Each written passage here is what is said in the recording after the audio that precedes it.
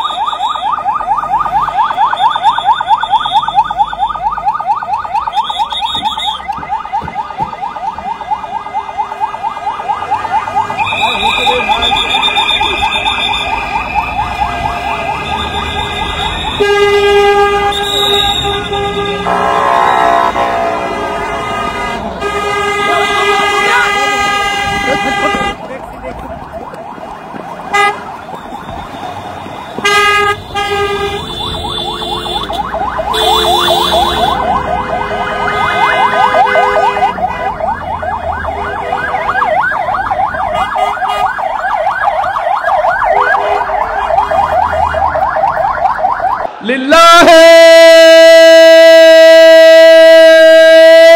তাকবীর।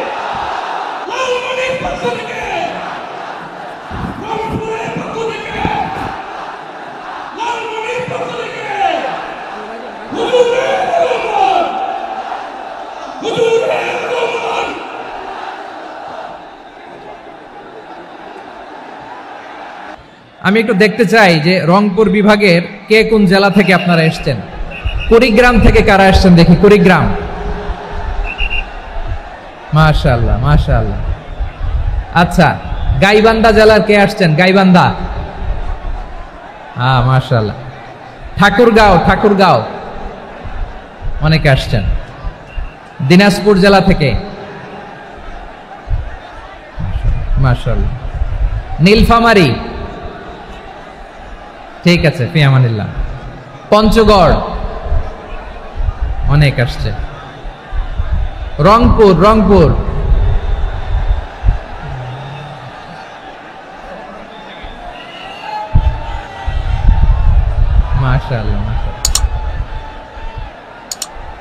মাশাআল্লাহ, ঠিক আছে।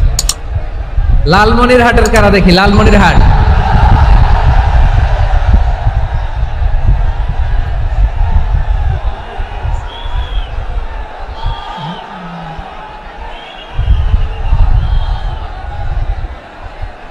মাশাআল্লাহ মাশাআল্লাহ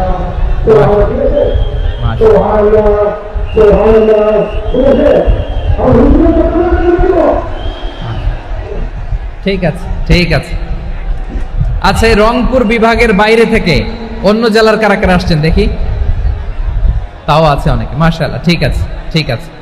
আজকের প্রোগ্রামে উপস্থিত আছেন প্রধান অতিথি হিসেবে অধ্যক্ষ আসাদুল হাবিব দুলু ভাই, সাংগঠনিক সম্পাদক বিএনপি, জাতীয় নির্বাহী কমিটির সভাপতি, জেলা বিএনপি লালমনিরহাট। বিশেষ অতিথি হিসেবে আমাদের অনেক ভাইরা এসছেন, সবাইকে শুকরিয়া জানাই। সভাপতিত্ব করছেন জনাব আব্দুল হাকিম। আইন শৃঙ্খলা বাহিনী, প্রশাসন, ভলান্টিয়ার্স, শুনেছি আমি প্রায় 5000 ভলান্টিয়ার্স আপনারা নিয়োগ দিয়েছেন। আলহামদুলিল্লাহ আলহামদুলিল্লাহ, অনেক গোছালো প্রোগ্রাম। আমার প্রাণ ঢালা ভালোবাসা জানবেন, আমার হৃদয়ের গহীন থেকে ভালোবাসা নিবেন, শুভেচ্ছা জানবেন সবাই। ঠিক আছে ঠিক আছে। প্রিয় ভাইরা, আমরা আর কাল বিলম্ব না করে মূল আলোচনায় চলে যেতে চাই।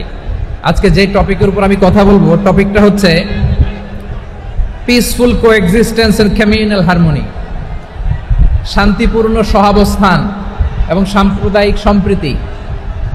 আমাদের বাংলাদেশে সাম্প্রদায়িক সম্প্রীতি আছে না নাই? আবহমান কাল থেকে আমরা মুসলিম, হিন্দু, বৌদ্ধ, খ্রিস্টান, পাহাড়ি, নৃগোষ্ঠী মিলেমিশে একাকার, আমরা সবাই মিলে বাংলাদেশ। আওয়াজ করে বলেন ঠিক কিনা? আমাদের পারস্পরিক সম্প্রীতি, ভালোবাসা, সৌহার্দ্যপূর্ণ আচরণ, বোঝাপড়া, এটা বেশ মজবুত, বেশ মজবুত।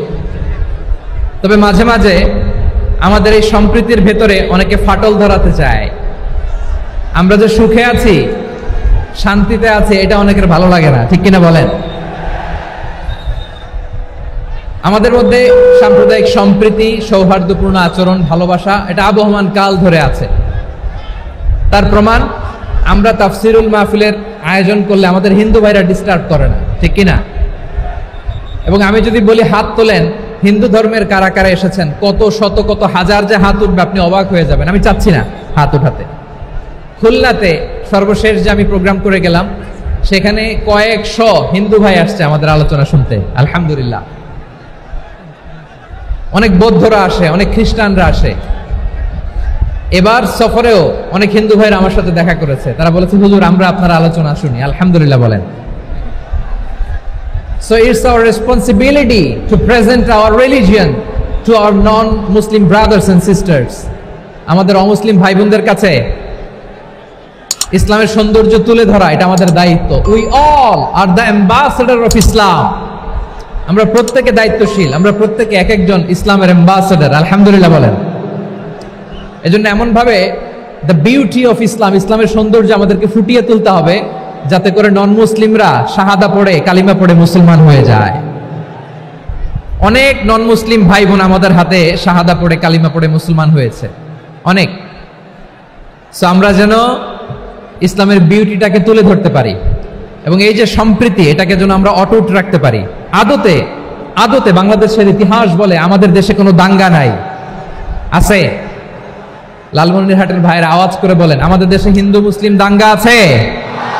আমরা ভাই ভাই, আওয়াজ করে বলুন তো, আমরা কি ভাই ভাই? কিন্তু কিছু দুষ্ট লোক আছে, তারা আমাদের সম্পর্কের মধ্যে ফাটল ধরাতে চায়, ঠিক কিনা বলেন? মাঝে মাঝে ঝগড়া লাগাতে চায়। দেখবেন পত্রপত্রিকায় দেখা যায় বিভিন্ন ধর্মীয় উপাসনালয়গুলোতে হামলা চালানো হয়। এগুলো রাজনৈতিক উদ্দেশ্য প্রণোদিত, এগুলোর সাথে ইসলামের কোনো সম্পর্ক নাই। এজন্য এই দুর্বৃত্তদের ব্যাপারে আমাদের সাবধান থাকতে হবে। আমরা সবসময় যেমনি ঐক্যবদ্ধ, ইউনাইটেড, আমরা যদি এরকম ইউনাইটেড থাকি, এই সমস্ত দুর্বৃত্তদের কালো হাত ভেঙে দিতে আমাদের 1 ঘন্টাও লাগবে না। চিল্লায় বলো ঠিক কি না? আমরা সংঘবদ্ধ থাকবো। এই যে আমাদের পিসফুল কোএক্সিস্টেন্স, শান্তিপূর্ণ সহাবস্থান। হিন্দুরা পূজা করে, যেদিন হিন্দুদের পূজা অনুষ্ঠান, আমরা ওই দিন তাফসির মাহফিল করি না, ঠিক কিনা বলেন?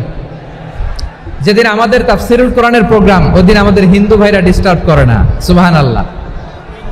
হিন্দুদের পূজা অনুষ্ঠানে মাদ্রাসার ছাত্র যে পাহারা দেয়, গোটা বিশ্বে এরকম দৃষ্টান্ত নজির বিরল, ঠিক কিনা বলেন? আইন শৃঙ্খলা বাহিনীর পাশাপাশি মাদ্রাসার ছাত্ররা যে সেখানে পাহারা দেয়, গোটা পৃথিবীতে এই দৃষ্টান্ত আপনি পাবেন। মাদ্রাসার ছাত্ররা, তারা তো কোরআনের ধারক, তারা হাদিসের ধারক, তারা কেন মন্দির পাহারা দিবে? এই সম্প্রীতিকে ধরে রাখার জন্য, এই সৌহার্দ্যকে ধরে রাখার জন্য, আমাদের পারস্পরিক ভালোবাসাকে অটুট রাখার জন্য। আওয়াজ করে বলতে হবে, ঠিক কিনা? এখন বলেন, আমাদের এই ভালোবাসা অটুট থাক, আমরা চাই কি চাই না? আমরা হিন্দু মুসলিম মিলেমিশে শান্তিপূর্ণ সহাবস্থান, সাম্প্রদায়িক সম্প্রীতি, লালমনিরহাটের ভাইয়ের আওয়াজ করে বলুন, এই সাম্প্রদায়িক সম্প্রীতি আমরা চাই কি চাই না? আল্লাহ এই দেশকে তুমি বরকতময় করো, বাংলাদেশকে তুমি শান্তিময় করো। আওয়াজ করে সবাই বলেন আমিন। এই জায়গাটাতে সামান্য একটু আওয়াজ হচ্ছিল, এটাও থেমে গেছে, আলহামদুলিল্লাহ আলহামদুলিল্লাহ। এখন একেবারে everything is in my control, মাশাআল্লাহ। ঠিক আছে, আমি মূল আলোচনায় যাই। প্রিয় ভাইরা, আমি বলেছিলাম আমার আলোচনার বিষয় হচ্ছে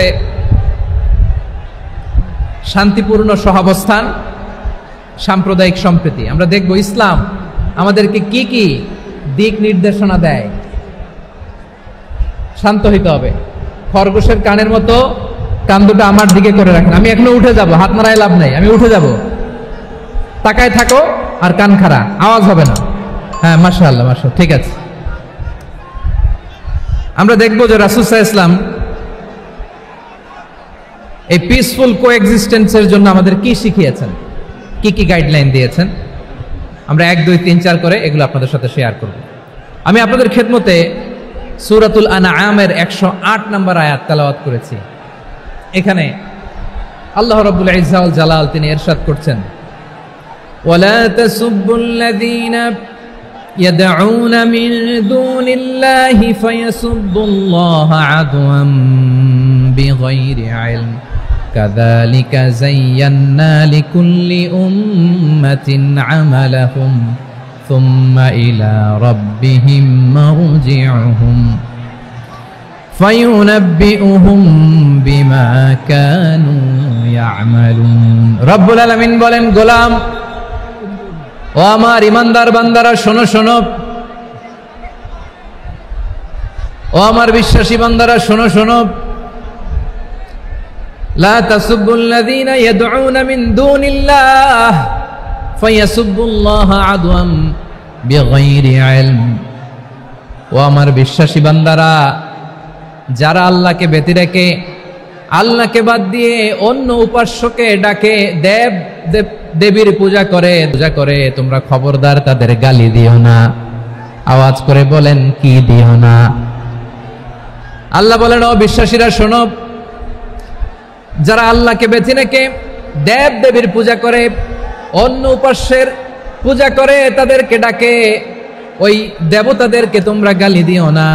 যদি ওই দেবতাদেরকে গালি দাও, তাহলে ভুলবশত, শত্রুতাবশত তারা তোমাদের রব আল্লাহকে গালি দেবে, ঠিক কি না?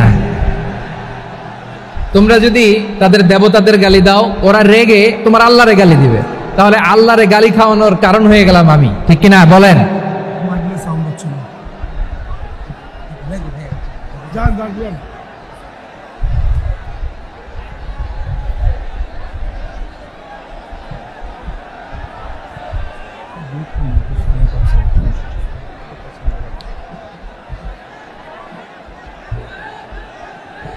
সম্মানিত ভাইয়েরা, এত বিশাল প্রোগ্রাম, মাইকের একটা সেটআপ থাকে, তারগুলো অনেক সময় নড়ে যায়, ধাক্কা ধাক্কিতে ডিসপ্লেস হয়, একটু ঝামেলা হবে।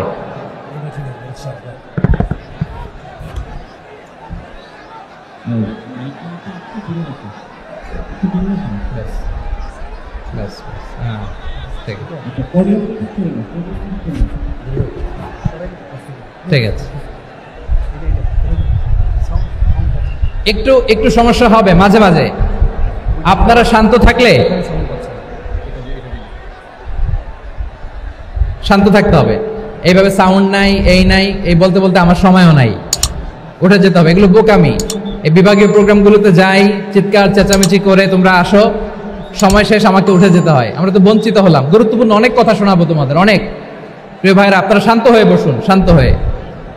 রব্বুল আলামিন বলেন, খবরদার বিশ্বাসীরা, আল্লাহ ছাড়া যারা অন্যান্য উপাস্যদেরকে ডাকে, দেবতাদেরকে ডাকে, তাদেরকে তোমরা গালি দিও না।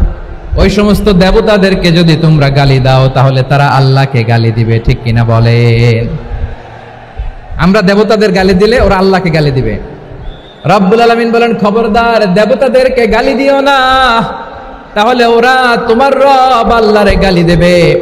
প্রতিটি জাতির জন্য তাদের কাজকে আমি আল্লাহ সুশোভিত করে রেখেছি, তারা সবাই একদিন আমার কাছেই ফিরে আসবে। এরপর আমি রব্বুল আলামিন তাদের আমলনামা তাদেরকে জানিয়ে দেব। সুবহানাল্লাহ পড়ে। প্রিয় ভাইরা, আল্লাহ তাআলা বলেছেন খবরদার গালি দিও না। আদেশটা কার? আওয়াজ করে বলেন তো। হিন্দুদের দেবতা দেবদেবীদেরকে গালি দেওয়া যাবে না। আওয়াজ করে বলুন প্রিয় ভাইরা, এই আদেশটা কার? এই আপনাদের গলার আওয়াজ। অন্য ধর্মের দেবতাদেরকে যে গালি দেওয়া যাবে না, এই আদেশটা কার? আরো জোরে বলুন, কার? গালি দিবেন কোন দেবতাকে? দিবেন? যদি দেন তাহলে ওরা আল্লাহরে গালি দিবে। তাহলে আল্লাহরে গালি খাওয়াইলো কে? আপনি, ঠিক কিনা বলেন? আমি আল্লাহকে গালি খাওয়ানোর কারণ হলাম, কারণ আমি যদি গালি না দিতাম ওরা আমার রবকে গালি দিত না। আওয়াজ করে বলেন ঠিক কিনা? তাহলে প্রিয় ভাইয়েরা, ইসলাম আমাদেরকে শিখায়, সূরাতুল আনআমের 108 নম্বর আয়াত থেকে আমরা বুঝলাম কোন ধর্মকে ছোট করা যাবে না। অন্য ধর্মকে ছোট করা মানে ইসলামকে ছোট করা।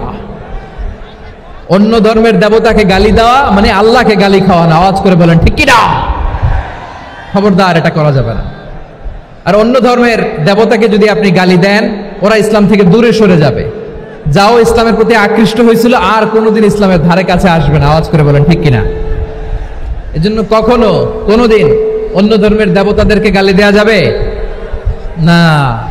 অন্য ধর্মের কোন দেবতাদেরকে আমরা গালি দিব না, গালি দিব না, বরং ইসলামের beauty, the beauty of Islam, ইসলামের সৌন্দর্যকে আমরা তুলে ধরব।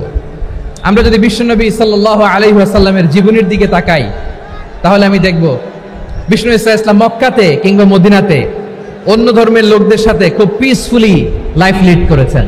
হোক মুশরিক, হোক খ্রিস্টান, হোক ইহুদি, বিশ্বনবী সবার সাথে মিলেমিশে ছিলেন। আলহামদুলিল্লাহ বলেন। ইসলাম হচ্ছে পিসফুল রিলিজিয়ন। অন্য ধর্মের প্রতি সহনশীলতার সবক ইসলাম আমাদেরকে দেয়। কিন্তু প্রতিটি মুসলিমের এটা মনে রাখতে হবে, আল্লাহর কাছে পছন্দনীয় গ্রহণযোগ্য ধর্ম, জীবনাদর্শ একটি, সেটা হচ্ছে ইসলাম। আওয়াজ করে বলেন সেটা কি? লালমনিরহাটের ভাইয়েরা আওয়াজ করে বলুন, আল্লাহর কাছে মনোনীত ধর্ম একটি, সেটা কি? এজন্য রব্বুল আলামিন বলেন, ইন্নাদ-দীনা ইনদাল্লাহিল ইসলাম, আল্লাহর কাছে মনোনীত গ্রহণযোগ্য অ্যাকসেপ্টেড ধর্ম মতাদর্শ একটা, সেটা হলো ইসলাম। ইসলাম ছাড়া অন্য কোন ধর্ম যদি কেউ তালাশ করে, তার ওই ধর্ম আল্লাহ গ্রহণ করবে না। ওমাই ইয়াবতাগি গায়রাল ইসলামি দীনান ফালাই ইউকবালা মিন ওয়া হুয়া ফিল আখিরাতি মিনাল খাসিরিন।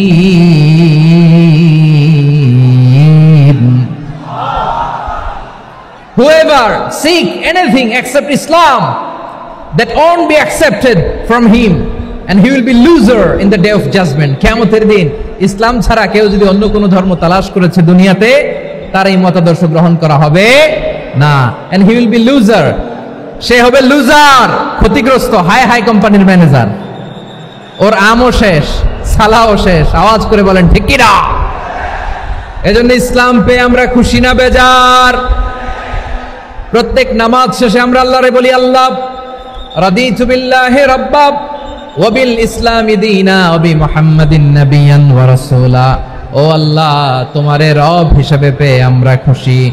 ও আল্লাহ, ইসলামকে ধর্ম হিসেবে পেয়ে আমরা খুশি। বিশ্বনবীকে আমাদের রাসূল পেয়ে আমরা খুশি। ঠিক কিনা বলে? ইসলাম ছাড়া অন্য কোনো ধর্ম আমরা গ্রহণ করব না। ঠিক কিনা বলেন? আল্লাহর কাছে অ্যাকসেপ্টেড রিলিজিয়ন একটা, সেটা ইসলাম। তো বিশ্বনবী সাল্লাল্লাহু আলাইহি ওয়াসাল্লাম মক্কাতে কিংবা মদিনাতে খুব পিসফুলি এক্সিস্ট করেছেন। যে কোনো ধর্মের সাথে মিলেমিশে চলেছেন। তার প্রমাণ আমরা যদি রাসূল সাল্লাল্লাহু আলাইহি ওয়াসাল্লামের বায়োগ্রাফির দিকে তাকাই তাহলে দেখব তিনি মুশরিকদের সাথে পিস ট্রিটি করেছেন, শান্তি চুক্তি, পিস ট্রিটি, পিস এগ্রিমেন্ট। আপনারা হুদাইবিয়ার সন্ধির নাম শুনেছেন? আমার লালমনিরহাটের কলিজার টুকরা ভাইয়েরা, হুদাইবিয়ার সন্ধির নাম আপনারা শোনেন নাই? 6ষ্ঠ হিজরিতে বিষ্ণু ঈসা ইসলাম মুশরিকদের সাথে এই ট্রিটি করেছেন, চুক্তি। কাদের সাথে? মুশরিকদের সাথে। আমরা তো মুসলমান বসতে পারি না, আমরা দুই মুসলিম ভাই একসাথে বসে চা খেতে পারি না, গল্প করতে পারি না। বিষ্ণু ঈসা ইসলাম মুশরিকদের সাথে ট্রিটি করেছেন, হুদাইবিয়ার সন্ধি। এই সন্ধির আগে মক্কা থেকে কেউ মদিনায় যেতে পারে না, মদিনা থেকে কেউ মক্কায় যেতে পারে না। কিন্তু এই সন্ধির পরে ট্রাফিক স্বাভাবিক হয়ে গেল, মক্কার লোকেরা মদিনায় আসতে পারে, মদিনার লোকেরা মক্কায় আসতে পারে। এটাকে বলে সুলহে Hudaibiya, the peace agreement of Hudaibiya, শান্তি চুক্তি। আমরা পৃথিবীতে এখন অনেক শান্তি চুক্তির নাম শুনি, এগুলো সব the piece treaty of Hudaibiya থেকে কপি করা। আল্লাহু আকবার। তাহলে বিশ্বনবী সাল্লাল্লাহু আলাইহি সাল্লাম তিনি যে শান্তিপূর্ণ সহাবস্থানে বিশ্বাসী ছিলেন, মুসলমানেরা যে অন্য ধর্মের প্রতি সহনশীল তার প্রমাণ হচ্ছে এই পিস ট্রিটি। শুধু তাই নয়, মাইকের সাউন্ডটা একটু বাড়াই দিতে হবে, খুব দুর্বল, একটু মজবুত করতে হবে, আর একটু ক্লিন করতে হবে, আর সবগুলা জায়গায় সাউন্ড যাচ্ছে কিনা একটু ক্রস চেক করতে হবে। হ্যাঁ, পাবেন দিচ্ছে mic operator, he is trying his level best, দিচ্ছে। মাইক অপারেটর যিনি আছেন প্রতিটি জায়গায় প্রতিটি সাউন্ড বক্সে যেন আওয়াজ পাওয়া যায়, একটু ক্রস চেক করেন, সাউন্ডটাকে একটু স্ট্রং করে দেন। হ্যাঁ, ঠিক আছে, মাশাআল্লাহ। এদিকে তাকান, এদিকে। মক্কার পার্ট গেল, পিস এগ্রিমেন্ট করলেন, শান্তি চুক্তি। বিষ্ণু ঈসা ইসলাম মদিনায় যে কি করলেন? মদিনায় যে বিষ্ণু ঈসা ইসলাম মদিনা চার্টার করলেন, মদিনা সনদ, সাহিফাতুল মদিনা, এটার বলে মদিনা চার্টার। যে ওয়েস্টে, ইউরোপে, আমেরিকাতে তারা অনেক চার্টার করে, সব চার্টার মদিনা চার্টার থেকে কপি করা। আওয়াজ করে পড়েন সুবহানাল্লাহ। বিষ্ণু ঈসা ইসলাম মদিনায় গেলেন, মদিনাতে মুসলিম, মুশরিক, ইহুদি, এই তিন ধর্মের লোক মিলে সব স্টেক হোল্ডার যারা আছে সবাইকে নিয়ে বিষ্ণু ঈসা ইসলাম মদিনা চার্টার করলেন, মদিনা সনদ। পড়েন সুবহানাল্লাহ। শুধু তাই নয়, মক্কাতে বিশ্বনবী পিস এগ্রিমেন্ট করলেন, শান্তি চুক্তি মুশরিকদের সাথে। মদিনাতে যে বিশ্বনবী মদিনা চার্টার করলেন, মদিনা সনদ করলেন ইহুদিদের সাথে। আবার মদিনাতে বিশ্বনবী ইহুদিদের সাথে পিস ডায়ালগ করলেন, ইন্টারফেথ ডায়ালগ করলেন, আন্তধর্মীয় সংলাপ করলেন। যে সংলাপের মূল ভিত্তি ছিল তাওহীদ। মূল ভিত্তি ছিল কি? তাওহীদ।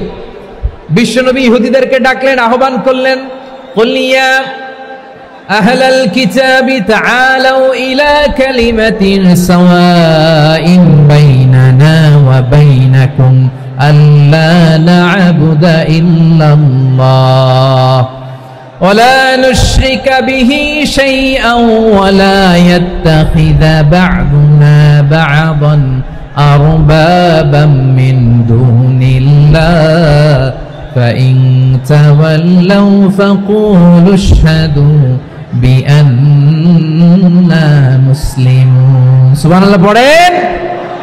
বিশ্বনবী মদিনার ইহুদিদের ডেকে বললেন, ও ইহুদিরা, শোনো শোনো, আসো এমন একটা আদর্শের প্রশ্নে আমরা একত্রিত হই যে আদর্শের প্রচার তোমাদের নবীরাও করেছে, আমিও করি। যে আদর্শের কথা তোমাদের পবিত্র ধর্মগ্রন্থগুলোতে আছে, আমার কোরআনেও আছে, সেটা হলো তাওহীদ।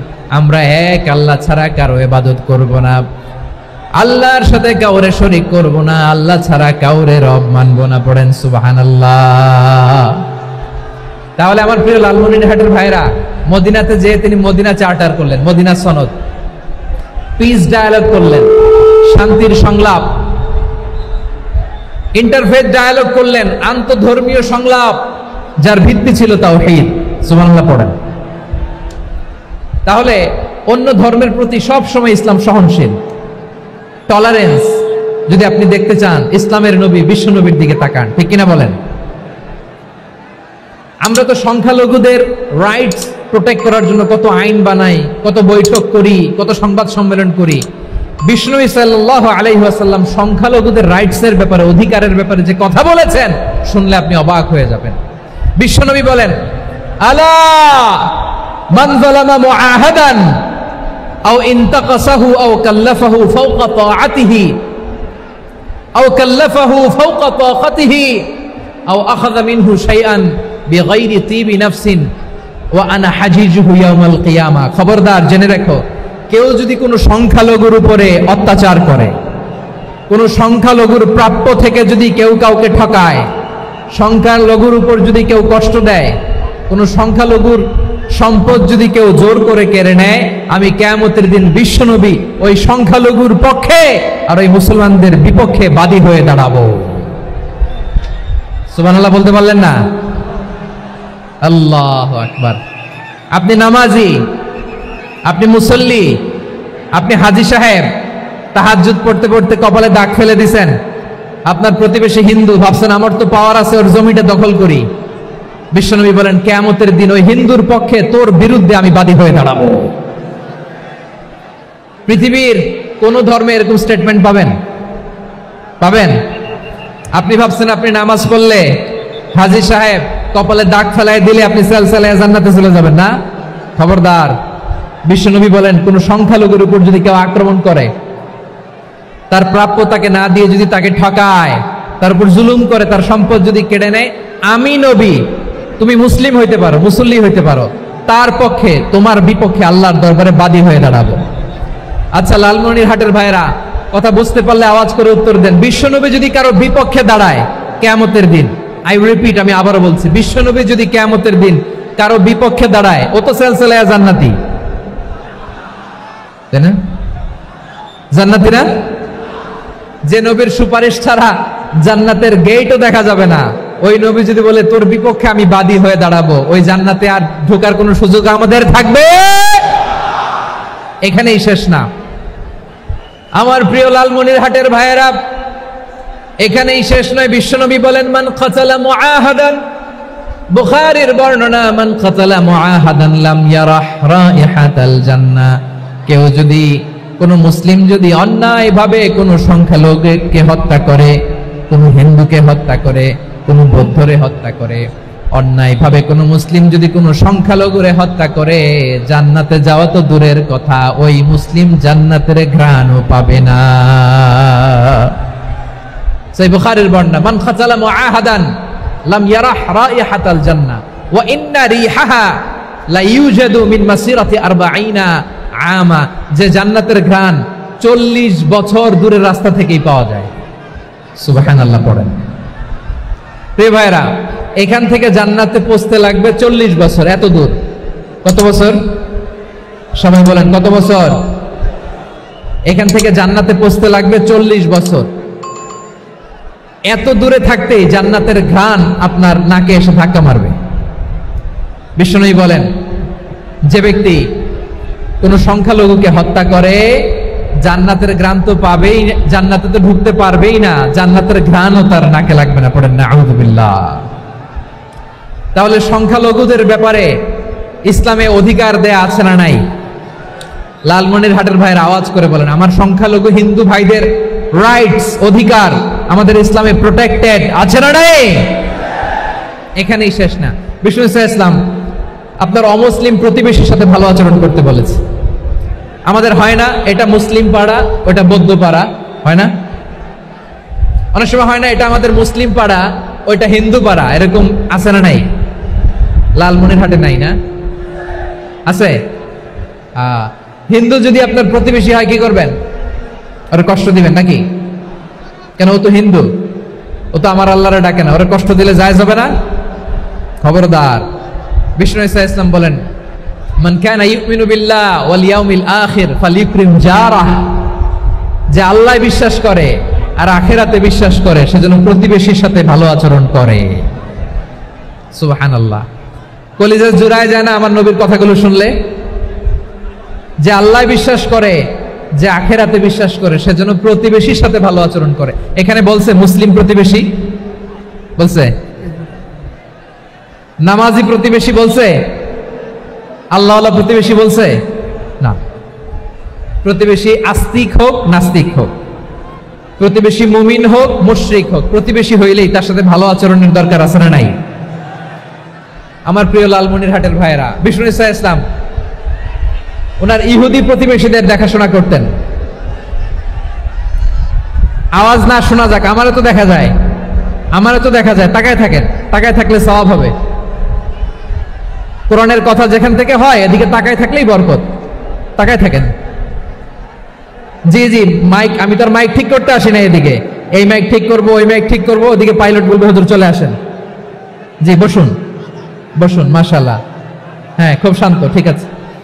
পুলিশ ভাইরা না খেয়ে দিনরাত আপনারা যাতে সুশৃঙ্খল একটা প্রোগ্রাম উপহার পান এটাই চেষ্টা করতেছে, আপনাদেরকে কষ্ট দিতে আসে নাই, একটু একটু সহযোগিতা করেন। জি মাশাআল্লাহ, হ্যাঁ ঠিক আছে। আমার প্রিয় ভাইরা, প্রতিবেশী আস্তিক হোক নাস্তিক হোক, মুসলিম হোক হিন্দু হোক, তার সাথে ভালো আচরণ করতে হবে। বিষ্ণু ইসা ইসলাম ওনার ইহুদি প্রতিবেশীর বাসায় যেতেন। কোন প্রতিবেশী? ইহুদি। আওয়াজ করে বলেন, কোন প্রতিবেশী? ইহুদি। এক ইহুদি কিশোর বিষ্ণু ইসা ইসলামের খেদমত করতে, ইহুদি ছেলে আমার নবীর খেদমত করতো, তারা ছিল নবীর প্রতিবেশী। তো অনেকদিন হয় ইহুদি ছেলেটা আসে না। বিশ্বনবী খোঁজ দিলেন, ঘটনা কি? একটা ইহুদি ছেলে না আমার খেদমতে আসতো, ছেলেটা কই? খোঁজ নিয়ে জানলেন ছেলেটা অসুস্থ। বিষ্ণু ইসা ইসলাম ওই ইহুদির বাড়িতে চলে গেলেন ওই ছেলেটাকে দেখা করার জন্য, ভিজিট করার জন্য। সুবহানাল্লাহ পড়বেন না? গেলেন, যে দেখে ইহুদি ছেলেটা মুমূর্ষ, জান জান যায় যায় ভাব, বিছানায় পড়ে আছে, তার বাবা দাঁড়ানো। বিশ্বনবী তার মাথার পাশে বসলেন, মাথায় হাত বুলিয়ে দিলেন, আর ছেলেটাকে বললেন আসলিম, হে ইহুদি ছেলে আসলিম, ইসলাম ধর্ম গ্রহণ করো। তো ছোট্ট ছেলে ভাবে আমরা ইহুদি, এখন ইসলাম ধর্ম গ্রহণ করলে আব্বা যদি বকা দেয়, ফানাযারা ইলা ওয়াজহি আবি, ছেলেটা তার বাবার চেহারার দিকে তাকালো, দেখে আব্বা কি কয়। আব্বা যদি বলে তাইলে ইসলাম ধর্ম গ্রহণ করবে। ইহুদি ছেলেটা তার বাবার দিকে যখন তাকালো, ওর বাবা বলে আতি আবুল কাসিম, আবুল কাসিম যা বলে তাই করো। আবুল কাসিম হচ্ছে বিষ্ণু ইসা ইসলামের একটা কুনিয়াত, উপনাম। আমার রাসূলের বড় ছেলের নাম ছিল কাসেম। যেমন দেখবেন আমাদের এলাকায় কারো ছেলের বড় ছেলের নাম যদি হয় আব্দুল্লাহ, এরা আব্দুল্লাহর বাপ বলে ডাকে। কারো বড় মেয়ের নাম যদি হয় ফাতেমা, এরা কি ডাকে? ফাতেমার বাপ বলে না? তো বিষ্ণু ইসা ইসলামের বড় ছেলের নাম ছিল কাসেম। ইহুদি বাবা বলল আতি আবুল কাসেম, আবুল কাসেম যা বলে তাই শোনো, মানে মোহাম্মদ যা বলে তাই শোনো। এই কথা শুনে ছেলে সাহস পাইছে, ছেলে আবার পড়তে আরম্ভ করলো আশহাদু আল্লাহ ইলাহা ইল্লাল্লাহ ওয়া আশহাদু আন্না মুহাম্মাদার রাসূলুল্লাহ, পড়েন আল্লাহু আকবার। বিশ্বনবীর আহ্বান শুনে ওই আহ্বানে সাড়া দিয়ে ইহুদি ছেলে শাহাদা পড়ে মুসলমান হয়ে গেল। তার হৃদয়টারে ঈমানের নূর দিয়ে আলোকিত করে দিল কে? প্রিয় ভাইরা, এবার রাসূল সাল্লাল্লাহু আলাইহি ওয়াসাল্লাম বের হয়ে আসলেন ঘর থেকে, আর বললেন আলহামদুলিল্লাহিল্লাযী আনকাযাহু মিনান নার, প্রশংসা সে আল্লাহর যে আল্লাহ জাহান্নামে চলে যাচ্ছিল প্রায় এমন একটা লোককে মুহূর্তের মধ্যে কালেমায়ে শাহাদাতের বদৌলতে জান্নাতি বানিয়ে দিলেন। আওয়াজ করে পড়েন সুবহানাল্লাহ। এই হাদিস থেকে আমরা কি শিখলাম? What is the moral of the story? এক নম্বর স্টোরি হলো, প্রতিবেশী ইহুদি হোক হিন্দু হোক, যাবেন, সুসম্পর্ক রাখবেন, উপহার দিবেন, বিপদে পাশে দাঁড়াবেন, তাইলেই তো আপনাদের প্রতি, মুসলমানদের প্রতি তারা আকৃষ্ট হবে, ঠিক কিনা বলেন? আপনি যদি হিন্দুদের সাথে বৌদ্ধদের সাথে নাই মিশেন, নাস্তিকের কাছে নাই যান, তো ইসলামের সৌন্দর্যটা ওরা বুঝবে কেমনে? আমার অনেক হিন্দু পরিচিত ভাই আছে, ওরা আমাদের ইফতারির প্রোগ্রামে এসে একসাথে ইফতারি করে। অনেক মদখোর আমার সাথে বসে একসাথে ডিনার করে, হাফ প্যান্ট পরা, গলায় স্বর্ণের চেইন, হাতে স্বর্ণের ব্রেসলেট, আইসা আমার সাথে ডিনার করছে, আছে এরকম। গাঁজাখোর, আমি বলে আসো, welcome welcome to my dinner, আসো বসো, বসলেই তো আমি ওর ডিএনএ, চিন্তার ডিএনএ চেঞ্জ করে দেওয়ার সুযোগ পাবো। চিল্লায় বলো ঠিক কি না? আসতে হবে আমার কাছে। Our door is open, the door of Islam is open 24/7. সব সময় আমাদের ইসলামের দরজা আমার অমুসলিম ভাইদের জন্য খোলা আছে না নাই? এই হাদিস থেকে দুইটা শিক্ষা। এক নম্বর শিক্ষা, প্রতিবেশী মুসলিম হোক অমুসলিম হোক, যান, অসুস্থ হইলে একটু আপেল নিয়ে যান, আঙ্গুর নিয়ে যান, কমলা নিয়ে যান, তাদের সাথে ভালো আচরণ করেন। ইসলামের বিউটি দেখে, সৌন্দর্য দেখে অবাক হবে, নসিব ভালো হলে কোনোদিন কালিমা পড়ে মুসলমান হয়ে যাবে। ঠিক কিনা বলেন? তাহলে অমুসলিমের সাথে ভালো সম্পর্ক। বিশ্বনবী ইহুদির বাড়িতে গেলেন, ইহুদির বাড়ি, আর আমার মুসলমান ভাই আমার কাফের বলে, এরকম আছে না নাই? মুসলিম মুসলিমরা দেখতে পারে না, সহ্য করতে পারে। বিশ্বনবী সাল্লাল্লাহু আলাইহি ওয়াসাল্লাম ইহুদির বাড়িতে গেলেন, এটা একটা শিক্ষা। আরেকটা শিক্ষা হলো, ভাইরা ধাক্কা মেরে এসে সামনে এসে কি লাভ? প্রোগ্রাম তো শেষ হচ্ছে, এখনই শেষ হচ্ছে। তো এই যে আমাদের বকশি ভাই ওয়াদা নিল, হাত তোলালো, মিম বলে এত কথা বললো, তো আমি জেলায় জেলায় যে খালি হাত নাড়াই তোমাদের জন্য নাকি? হ্যাঁ, হাত নাড়াই শুধু। এই ধাক্কাইতে ধাক্কাইতে এদিকে এসে হাত নাড়াইতেছে, হয়েছে তো, দেখলাম তো, ঠিক আছে, মাশাআল্লাহ, অনেক সুশৃঙ্খল, অন্যান্য যে কোনো জেলার জন্য সুশৃঙ্খল। আমার দিকে তাকাও, আমার দিকে তাকাও, ঠিক আছে। এই যে দাঁড়িয়ে আছে, একটা ছেলে নড়ে না, দেখছেন? মাশাআল্লাহ মাশাআল্লাহ মাশাআল্লাহ। হ্যাঁ, এইভাবেই। আর কয়েকটা মজাদার কথা আছে, শোনো। এই হাদিস থেকে আমাদের শিক্ষা হলো, আমার প্রতিবেশী যেই ধর্মের হোক আমি সম্পর্ক রাখবো। অসুস্থ হলে যাব, কি বলেন ভাইরা? যাবেন না? যাবেন না আপনারা? আচ্ছা, 2 নম্বর শিক্ষা হলো, বিষ্ণু ঈসা ইসলামের খাদেম ছিল ইহুদি, এতদিন খেদমত করলো, একদিনও বিশ্বনবী ওরে কালিমার দাওয়াত দেয় নাই। কারণ কি? বিশ্বনবী একটা ভালো সময়ের অপেক্ষা করতেছিলেন, প্রপার টাইমিং। দাঈর কাজ হচ্ছে দাঈ ইলাল্লাহ, সে হচ্ছে সুযোগ সন্ধানী। দাঈ সুযোগ খুঁজে, কখন দাওয়া দিলে ব্যাটে বলে হবে, ঝোপ বুঝে কোপ মারে, ঠিক কিনা বলেন? বিষ্ণু ইসলাম ভালো সময়ের অপেক্ষা করতেছিলেন, দেখি ভালো সময় আসুক আসুক আসুক আসুক। আস্তে আস্তে এমন সময় আসছে, ছেলে এবার মুমূর্ষ। অসুস্থ ব্যক্তির হৃদয় অত্যন্ত নরম থাকে, হসপিটালে যখন কেউ যায় তার হৃদয়টা বড্ড নরম থাকে, মৃত্যুর ভয়ে তার অন্তরটা নরম থাকে, ঠিক কিনা বলেন? এই প্রপার টাইমিং এর অপেক্ষা করতেছিলেন। যখনই টাইমিং পেয়েছেন, দাওয়াত দিলেন, পড়ো লা ইলাহা ইল্লাল্লাহ, সুবহানাল্লাহ পড়েন সবাই। তাহলে ইসলাম অমুসলিম প্রতিবেশীর সাথে ভালো আচরণ করতে বলে। ইসলাম অমুসলিম মাতা পিতার সাথেও ভালো আচরণ করতে বলে। মাতা পিতা যদি অমুসলিম হয়, তারা ফেলে দিতে পারবেন? পারবেন? পারবেন? আমার লালমনিরহাটের ভাইরা, অনেক হিন্দু ছেলে আমাদের হাতে শাহাদা পড়ে মুসলিম হয়, কিন্তু ওর মা মুসলমান হয় নাই, বাবাও হয় নাই, এরকম আছে না নাই?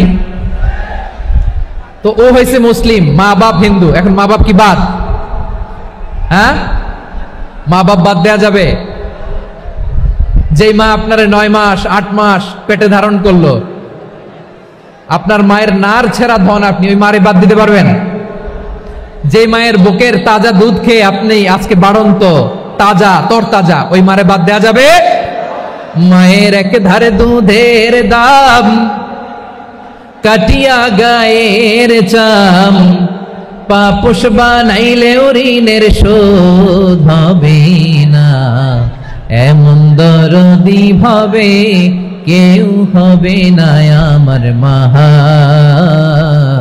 গো।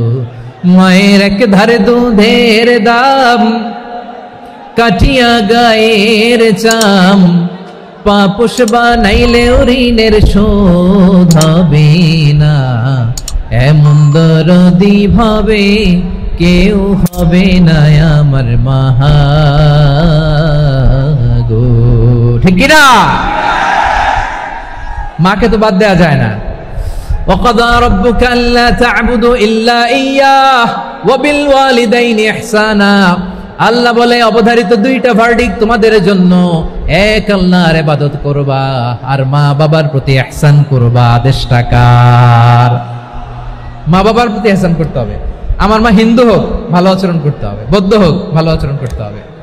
আমার যে সমস্ত হিন্দু ভাইয়েরা মুসলিম হয়েছে, তোমাদের মা বাবা এখনো মুসলমান হয় নাই, তাদের সাথে ভালো আচরণ করতে হবে। আপনাদের খেদমত নিজে করতে হবে, অথবা খেদমতের ব্যবস্থা করাই দিতে হবে। মান্থলি যে খরচ লাগে এটা দিতে হবে। আরে তুমি এখন মুসলিম, তোমার মা বাবা হিন্দু, এখনই তো সুযোগ ইসলামের সৌন্দর্য দেখানো।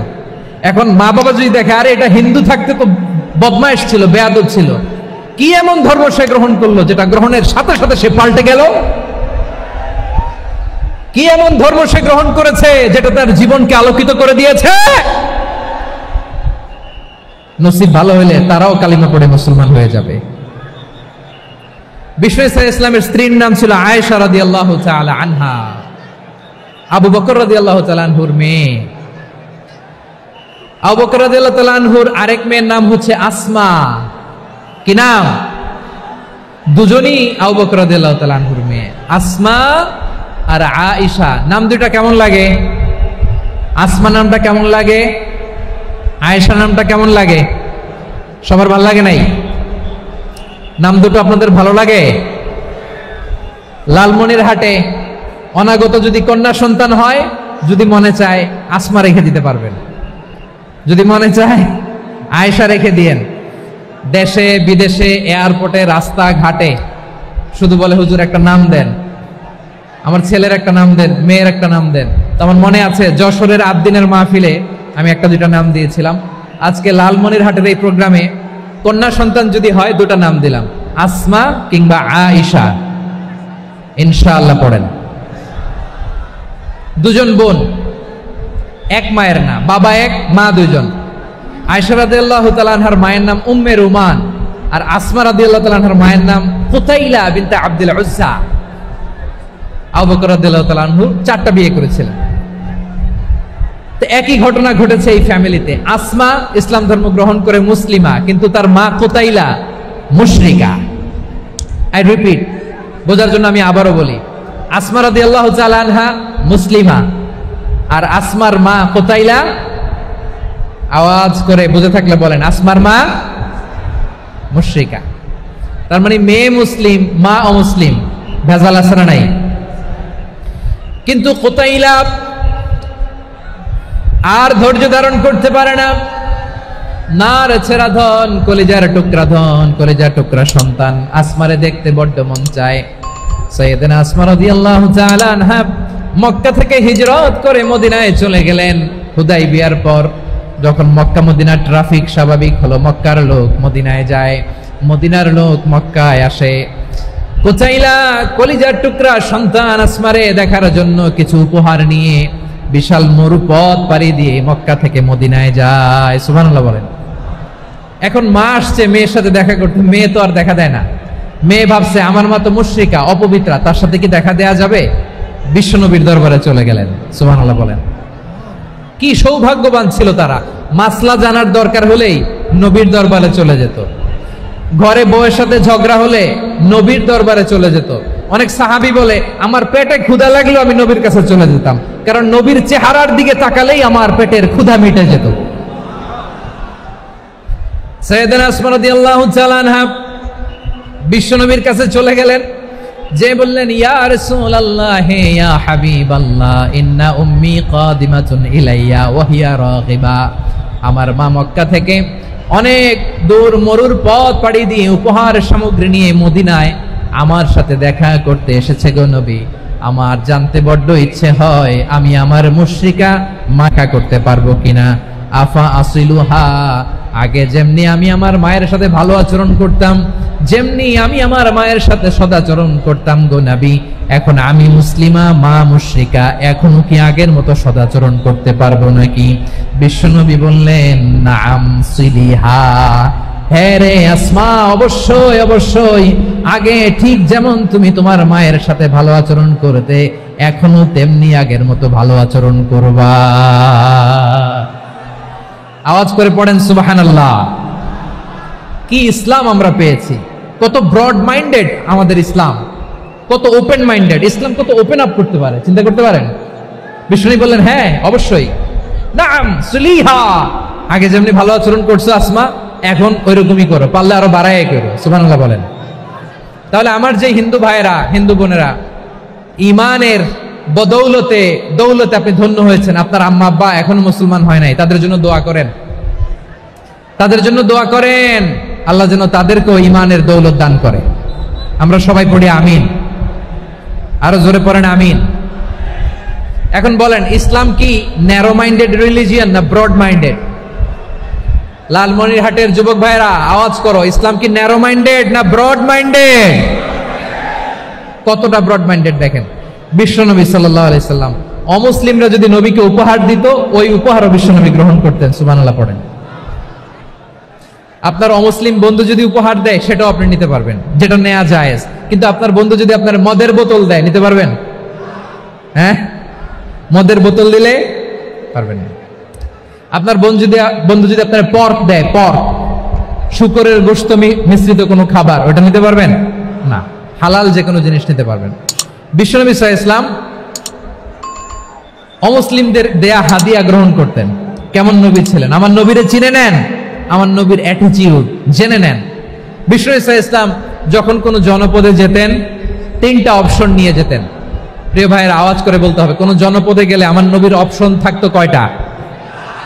আমার মতো 3 আঙ্গুল উঁচু করে দেখান আর বলুন, আমার নবী কোন জনপদে গেলে কয়টা অপশন নিয়ে যেতেন? 1 নম্বর অপশন, আসলিম তাসলাম। নতুন এলাকায় গেলে বলতেন আসলিম তাসলাম, ইসলাম ধর্ম গ্রহণ করো, শান্তিতে থাকবা, আমার ভাই হয়ে যাবা, আমরা ভাই ভাই। ইসলাম মানো, আমরা ভাই ভাই। অপশন নাম্বার কত? 1। যদি বলে না ইসলাম মানবো না, ওকে, অপশন নাম্বার 2, মুসলিম হওয়ার দরকার নাই, লা ইকরাহা ফিদ্দিন, ইসলামে কোনো বাড়াবাড়ি নাই। খ্রিস্টান আছো থাকো, বৌদ্ধ আছো থাকো, ইহুদি থাকতে চাও থাকো, কিন্তু আমরা যেহেতু রিজিওনাল সুপার পাওয়ার, আমাদের আন্ডারে থাকো, ট্যাক্স দিয়া থাকো, এটা বলে জিজিয়া। আলেম যারা আছেন বুঝবেন, এটা আরবিতে কি বলে? জিজিয়া। You pay us the tax, we will give you the security. তোমরা ট্যাক্স দিবা, আমরা সিকিউরিটি দিব, আমাদের আওতায় থাকবা, কেউ তোমাদেরকে আক্রমণ করতে পারবে না, আমরা নিরাপত্তা দিব। সুবহানাল্লাহ বলেন। এটা অপশন নাম্বার কত? আচ্ছা, বুঝে থাকলে বলেন, 1 নম্বর অপশন কি ছিল? ইসলাম। ইসলাম মানো, শান্তিতে থাকবা, ভাই ভাই, আমরা ভাই ভাই। অপশন নাম্বার 2, ট্যাক্স দাও, আমরা নিরাপত্তা দিব, মুসলিম হওয়া লাগবে না। এখন 1 নম্বরও মানে না, 2 নম্বরও মানে না, মুসলিম হবে না, ভালো, খ্রিস্টান থাকো, ট্যাক্স দাও, আমরা সিকিউরিটি দিব না, এইটাও মানি না। বিষ্ণু বলেন, তাহলে তলোয়ার আমাদের আর তোমাদের মাঝে ফয়সালা করবে। মুসলিমও হবে না, ট্যাক্স দিবা, নিরাপত্তা দিব, আমরা সুপার পাওয়ার, আমাদের আন্ডারে থাকবে, এটাও না। তাহলে তোমাদেরকে তো আমরা বিশ্বাস করতে পারি না, কখন না কখন বিশ্বাসঘাতকতা করো, কার সাথে মিলে হাত মিলাও, তলোয়ার আমাদের মাঝে ফয়সালা করবে। তখন তিনি জেহাদের সশস্ত্র সংগ্রামের ঘোষণা দিতেন। সুবহানাল্লাহ পড়েন। দেখেন, পশ্চিমারা জেহাদকে এইভাবে চিত্রায়িত করে না। ওরা জেহাদ বলতে বোঝায় তলোয়ার, হাত কাটো, গলা কাটো, না, জেহাদ সশস্ত্র সংগ্রাম 3 নম্বরে।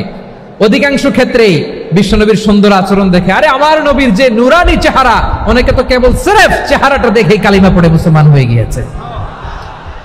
যারা মুসলিম হয় নাই, তারা তাদের ইসলামেই বলবৎ ছিল, ট্যাক্স দিয়ে ইসলামের আন্ডারে ছিল। যারা এটাও মানে নাই, ওইটাও মানে নাই, তাদের বিরুদ্ধে জেহাদ। বিষ্ণু ইসলাম 7ম হিজরিতে যখন খায়বার বিজয়ের পরে ইসলাম রিজিওনাল সুপার পাওয়ার হিসেবে আত্মপ্রকাশ করলো, বিশ্বনবী চিঠি লিখলেন অন্যান্য সুপার পাওয়ারের কাছে, রাষ্ট্রীয় চিঠি লেখে এক রাষ্ট্রপ্রধান আরেক রাষ্ট্রপ্রধানের কাছে। ঠিক কিনা বলেন? জানেন না আপনারা? এই যে 24-এর ছাত্র নাগরিক অভ্যুত্থানে, এই অভ্যুত্থান যখন শুরু হয়, আমি তখন সাউথ আফ্রিকাতে, একটা স্ট্যাটাস দিয়েছিলাম, কোটা নয়, গোটা দেশ সংস্কার করা লাগবে। শুধু বাংলাদেশ নয়, সারা বিশ্বের বাংলা ভাষাভাষী লোকেরা এই আন্দোলনের সাথে সমর্থন তারা করেছে, এটাকে সাপোর্ট করেছে, তারা সমর্থন দিয়েছে। আমাদের ইউনাইটেড আরব আমিরাতের বাংলাদেশি ভাইয়েরা, তারা সেখানে রাস্তায় নেমে এসেছিল, জানেন? ওইখানে ডেমনস্ট্রেশন করা যায় না, সেখানকার সরকার তাদেরকে যাবজ্জীবন দিয়েছিল। তখন আমাদের এই যে প্রধান উপদেষ্টা ডক্টর মোহাম্মদ ইউনূস সরাসরি G2G বলে, এটারে G2G, government to government, G2G, উনি চিঠি লিখলেন যে তাদেরকে, ইউর হাইনেস, হে সম্মানিত আমির, আপনি আমার এই চিঠির কারণে আমার সম্মানে এই 53 জন বাংলাদেশিকে মাফ করে দেন। এই চিঠির বদৌলতে বেকসুর খালাস পেয়ে গিয়েছিল আমাদের ভাইরা। জানেন না এই ঘটনা আপনারা? তাহলে গভর্নমেন্ট টু গভর্নমেন্ট চিঠি দেওয়া হয়। 7ম হিজরিতে বিষ্ণু ইসলাম সব সুপার পাওয়ারের কাছে চিঠি দিলেন, রোমান সম্রাটের কাছে, পারস্য অধিপতির কাছে, মিশরের অধিপতির কাছে, সবার কাছে চিঠি লিখলেন। চিঠির ভাষা ছিল এরকম, মিন মুহাম্মাদিন রাসূলিল্লাহ ইলা মুকাওকিস আযীমিল কিবত, মুহাম্মদ রাসূলুল্লাহর পক্ষ থেকে মিশরের বাদশার কাছে, আসলিম তাসলাম, ইসলাম মানো, শান্তিতে থাকবা, সালামুন আলা মান ইত্তাবাআল হুদা, শান্তি তার জন্য যে হেদায়েতের অনুসরণ করে। সুবহানাল্লাহ পড়েন। তো এই চিঠি অনেকে ভালোভাবে রিসিভ করেছে, অনেকে এই চিঠি পাওয়ার পরে নবীর কাছে আবার ইন রিটার্ন উপহার পাঠিয়েছে। কি পাঠিয়েছে? উপহার। মিশরের বাদশাহ মুকাউকিস তিনি বিশ্বনবীকে বিশাল এক উপহারের ডালি পাঠিয়েছেন। মিশরের বাদশাহ মুকাউকিস ছিলেন ধর্মে খ্রিস্টান। লালমনিরহাটের ভাইয়েরা আওয়াজ করে বলেন, মিশরের বাদশাহ ধর্মে কি ছিল? খ্রিস্টান। কি উপহার দিয়েছিল আমার নবীকে? শুনতে মনে চায়? আওয়াজ নাই লালমনিরহাটের গলায়, শুনতে মনে যায়? 1000 স্বর্ণ মুদ্রা, 1000 স্বর্ণ মুদ্রা। দুইটা খ্রিস্টান দাসী, একজনের নাম মারিয়া বিনতে শামউন আল কিবতিয়া, আরেকজনের নাম সিরিন বিনতে শামউন আল কিবতিয়া। একজন খ্রিস্টান দাস 20 থান কাপড় জামা বানানোর জন্য, আমরা নবী যেন সেলাই করে জামা বানাতে পারে এজন্য 20 থান কাপড়, 20 থান ফাইন গার্মেন্ট। সুবহানাল্লাহ পড়বেন না? এরপরে একটা গাধা যেটার নাম ছিল উফাইর, আর একটা খচ্চর, এটার নাম ছিল দুলদুল। খচ্চর চিনেন? গাধা আর ঘোড়ার ক্রসিং এ যে প্রাণীটা দুনিয়াতে আসে ওটার খচ্চর বলে। তো এই যে সুপার পাওয়ার, খ্রিস্টান বাদশার কাছে নবী চিঠি লিখলেন, ওই খ্রিস্টান বাদশা আমার নবীকে উপহার দিল। বিশ্বনবী এই উপহারগুলো সানন্দে গ্রহণ করেছেন। সুবহানাল্লাহ পড়বেন না? তাহলে অমুসলিম কেউ যদি আপনাকে উপহার দেয়, হালাল উপহার হলে আপনি গ্রহণ করতে পারবেন। অনুরূপভাবে পারস্যের বাদশাহ, রোম সম্রাট বিশ্বনবীকে উপহার পাঠিয়েছেন। আমার নবী সবগুলো উপহার, গিফট গ্রহণ করেছেন। সুবহানাল্লাহ বলেন। তাহলে প্রিয় লালমনিরহাট, আওয়াজ করে বলুন, ইসলাম কি ন্যারো মাইন্ডেড রিলিজিয়ন না ব্রড মাইন্ডেড? আম্মাজান আয়েশার কাছে মাসালা জানতে চায় মেয়েরা, হে আম্মাজান, অগ্নি উপাসকেরা তাদের ঈদের দিন নওরোজের সময় আমাদেরকে পাখি দেয়, নেওয়া যাবে? উনি বললেন, ওরা জবাই করে দিলে নেওয়া যাবে না, কিন্তু ওরা যদি ফলমূল এরকম খাবার দেয় এগুলো নেওয়া যাবে। তার মানে অমুসলিমদের দেয়া উপহার এটা গ্রহণ করা যায়। সুবহানাল্লাহ বলেন। শুধু তাই নয়, বিষ্ণু ঈসা ইসলাম অমুসলিমদের সাথে আর্থিক লেনদেনও করেছেন, ফিনান্সিয়াল ডিলিং করেছেন। অমুসলিমদের সাথে প্রয়োজনে আপনি ফিনান্সিয়াল ডিলিং করতে পারবেন। আমরা প্রায় দেখি বাজারের মিষ্টির দোকানগুলো আমার হিন্দু ভাইদের। লালমনিরহাটে মিষ্টির দোকান, দইয়ের দোকান কারা চালায়? হিন্দুরা চালায় না? তারপরে যে বারবার শপ, চুল কাটে যে নাপিত, অধিকাংশ নাপিতের দোকানে কারা? আমার হিন্দু ভাইরা। তা আপনি চুল কাটতে পারবেন কিনা? পারবেন কিনা বলেন? পারবেন। তার দোকান থেকে দই মিষ্টি কিনতে পারবেন কিনা? হ্যাঁ, আমার মুসলিম ভাইয়ের দোকান থাকলে ওইটারে আমি বেশি প্রায়োরিটি দিব, ঠিক কিনা? কিন্তু যদি তাদের সার্ভিস নিতে চান, প্রোডাক্ট নিতে চান, পারবেন। তার দলিল সহিহ বুখারী, আম্মা জান আয়েশা রাদিয়াল্লাহু তাআলা আনহা বলেন, ইশতারা রাসূলুল্লাহ সাল্লাল্লাহু আলাইহি ওয়াসাল্লাম মিন ইয়াহুদিন তুআমান ওয়া রাহানাহু দিরআহু মিন হাদিদ। রাসূল সাল্লাল্লাহু আলাইহি ওয়াসাল্লাম এক ইহুদির কাছ থেকে, কার কাছ থেকে? সবাই বলে নাই কার কাছ থেকে? আমার নবী, পেয়ারা নবী এক ইহুদির কাছ থেকে জব কিনেছিল। জব, বার্লি, যেটা দিয়ে রুটি বানায়। ওই জবের দাম দেওয়া টাকা পয়সা নবীর কাছে ছিল না, ফলে নবী ওনার একটা পোশাককে মর্গেজ রেখেছিলেন, মর্গেজ, বন্ধক, যে এখন এটার দাম দিতে পারবো না, কয়েক কেজি বার্লি নিয়ে যাই আর বন্ধক হিসেবে আমার জামাটা রেখে গেলাম, যেদিন দাম দিব ওই দিন জামাটা ছুটায় নিয়ে যাব। সুবহানাল্লাহ পড়বেন না? বাকিতে নিছিলেন, বাকিতে। দিরআহু মিন হাদিদ, লোহার তৈরি বর্ম, মানে যুদ্ধের পোশাক, লোহা দিয়ে বানানো। বিষ্ণুনবী বললেন, কয়েক কেজি জব দাও, টাকাটা পরে দিব, এখন টাকা নাই, বন্ধক হিসেবে, মর্গেজ হিসেবে আমার জামা রেখে গেলাম, যখন টাকা দিব জামা ছুটায় নিব। আওয়াজ করে বলতে হবে সুবহানাল্লাহ। এ থেকে বোঝা গেল অমুসলিমদের সাথে ফিনান্সিয়াল ডিলিং করা যায়, অর্থনৈতিক লেনদেন করা যায়, কেনাবেচা করা যায়, প্রোডাক্ট কেনা যায়। এমনকি আমাদের মসজিদে নববীতে বারান্দায় আপনার একটা অটোমেটিক ফ্লাইং আমব্রেলা দেখছেন? সূর্য যখন বাড়ে মসজিদে নববীর বারান্দায় ইয়ার্ডের মধ্যে অটোমেটিক্যালি কিছু আমব্রেলা আছে, সাঁ করে খুলে যায়, আর সূর্যের তাপ লাগে না। আবার সন্ধ্যাবেলায় এই আমব্রেলাগুলো ওরা ক্লোজ করে ফেলে, দেখেন নাই না? দেখছেন?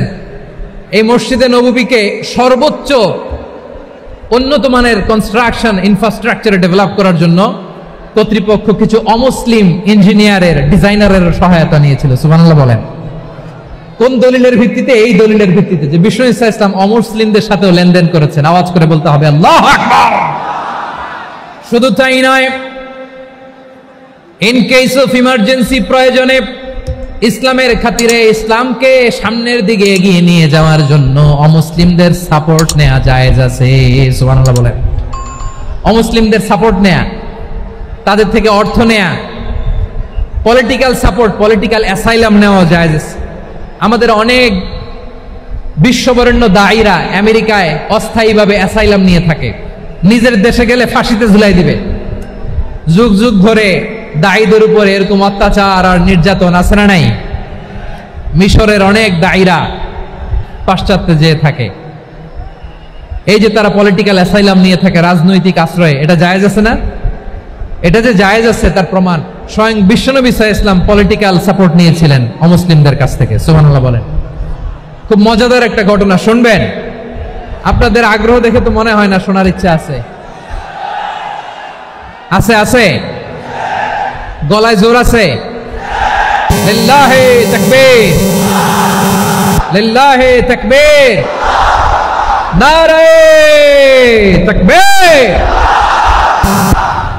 মাশাআল্লাহ।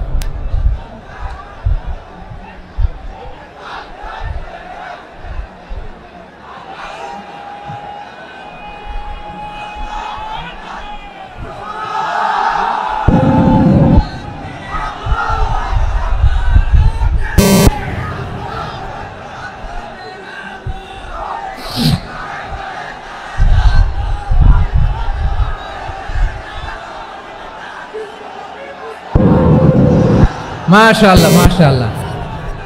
থামুন থামুন আমার ভাইরা। বিশ্বনবীর বয়স তখন প্রায় 51 বছর। কত বছর? বিশ্বনবীর সবচেয়ে কাছের মানুষ খাদিজা রাদিয়াল্লাহু তাআলা আনহা ইন্তেকাল করেছেন। বিশ্বনবী বড্ড কষ্ট পেলেন, হৃদয়টা ভেঙে খান খান।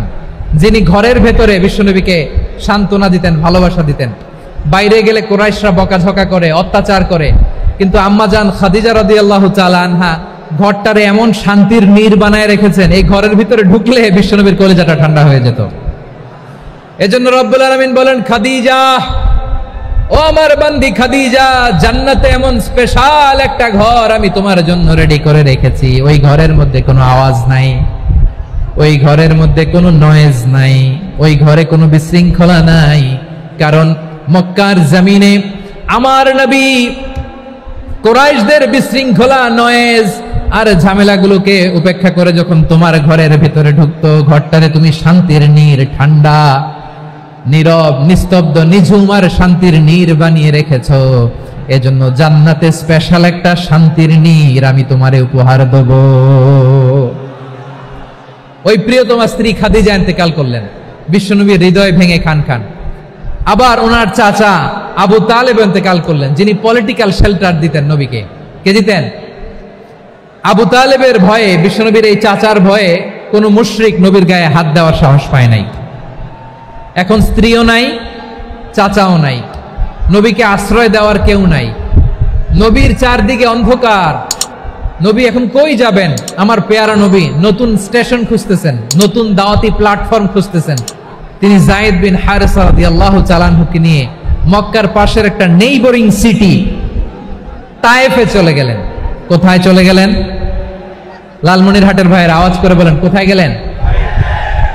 তায়েফে চলে গেলেন দিনের দাওয়াত দেওয়ার জন্য। কি দেওয়ার জন্য? নাকি জমি কিনতে গেছিলেন? জমি কিনতে? দুনিয়ার যশ খ্যাতির জন্য? নিজের কোনো লাভের জন্য? তায়েফবাসীদেরকে জাহান্নামের আগুন থেকে বাঁচানোর জন্য। আওয়াজ করে বলতে হবে ঠিক কিনা? বিশ্বনবী বিশাল মরুপথ, পাহাড়ি পথ পাড়ি দিয়ে তায়েফের মরুজমিনে গেলেন কোরআনের দাওয়াত নিয়ে, ইমানের দাওয়াত নিয়ে। কিন্তু তায়েফের লোকেরা বিশ্বনবীর দাওয়াতকে শুধু প্রত্যাখ্যান করেই থামে নাই, তারা বিশ্বনবীর সাথে অত্যন্ত খারাপ আচরণ করেছে। বিশ্বনবীকে শারীরিকভাবে হেনস্থা করেছে, আমার নবীকে শারীরিকভাবে অত্যাচার করেছে, আমার পেয়ারা নবীর গায়ে পাথর মেরেছে। বিশ্বনবীর গা বেয়ে ঝরঝর করে রক্ত ঝরেছে, নবী জমিনের মধ্যে লুটিয়ে পড়েছেন, আবার মেরেছে, আবার নবী হাঁটতে শুরু করলেন, পেছন থেকে আবার মেরেছে, আবার নবী রক্তাক্ত হয়ে জমিনের মধ্যে লুটিয়ে পড়লেন, আবার মেরেছে। বিশ্বনবীর মতো এত সুশ্রী মানব, বিশ্বনবীর মতো এত শুভ্র মানব, বিশ্বনবীর মতো এমন চমৎকার দেহাবয়ব দিয়ে রব্বুল আলামিন কাউকে বানান নাই। এরকম চমৎকার মানুষটাকে তারা তায়েফের ওই জমিনে রক্তাক্ত করেছে। বিশ্বনবী দুনিয়ার কোনো স্বার্থের জন্য সেখানে যান নাই, নিজের কোনো লাভের জন্য, প্রাপ্তির জন্য যান নাই, তায়েফবাসীদের জাহান্নামের আগুন থেকে বাঁচাতে গিয়েছেন। ঠিক কিনা বলেন? খেয়ে না খেয়ে দিন প্রচারের কাজে নিজেকে দিয়েছ বিলিয়ে, তাইফের কাফিরেরা চিনল না সে আলো, দুষ্ট ছেলেদের পিছু দিল লেলিয়ে, পাথরের আঘাতে ক্ষত বিক্ষত হয়ে সারা শরীর থেকে রক্ত ঝরে। হে রাসূল তোমাকে ভুলি আমি কেমন করে, হে রাসূল তোমাকে ভুলি আমি কেমন করে। পারেন না আপনারা? ধরুন আমার সাথে। হাজার ব্যথা বেদনার পরে ফিরে আসনি তুমি আপন ঘরে, দিনের আলো তুমি ছড়িয়ে দিতে, চলে গেলে মদিনায় মক্কা ছেড়ে। হে রাসূল তোমাকে ভুলি আমি কেমন করে, হে রাসূল তোমাকে ভুলি আমি কেমন করে। ঠিক কিনা বলেন? প্রিয় ভাইরা, তাইফের ছেলেরা নবীকে রক্তাক্ত করলো। আমার নবী কই যাবে? কই যাবে? মক্কায় জায়গা নাই, তায়েফে জায়গা নাই। তায়েফ থেকে ভারাক্রান্ত মন নিয়ে আমার নবী মক্কায় ফিরে আসলেন। বিশ্ব নবী মক্কায় ঢুকতে পারেন না। মক্কার মরুভূমির দিকে তাকিয়ে, উপত্যকার দিকে তাকিয়ে বিশ্বনবী ধা ধা করে কাঁদেন, ঝরঝর করে। নবীর চেহারা মোবারক থেকে চোখের পানিগুলো বেয়ে বেয়ে পড়ে। আমার জন্মস্থান, আমার শৈশব, কৈশোর, যৌবন কেটেছে এই মক্কায়, আমার এলাকায় আমি ঢুকতে পারি না। বিশ্বনবী মক্কার অনতি দূরে দাঁড়িয়ে জায়েদকে পাঠালেন, জায়েদ যাও দেখো কেউ আমাকে সাপোর্ট করার মতো আছে কিনা, যাও অমুকের কাছে যাও। জায়েদ গেলেন, তারাও প্রত্যাখ্যান করে ফিরিয়ে দেয়। বিশ্বনবী বললেন যাও অমুক লোকের কাছে যাও, তিনিও প্রত্যাখ্যান করে ফিরিয়ে দিলেন। কেউ বিশ্বনবীকে আশ্রয় দিতে রাজি হয় না।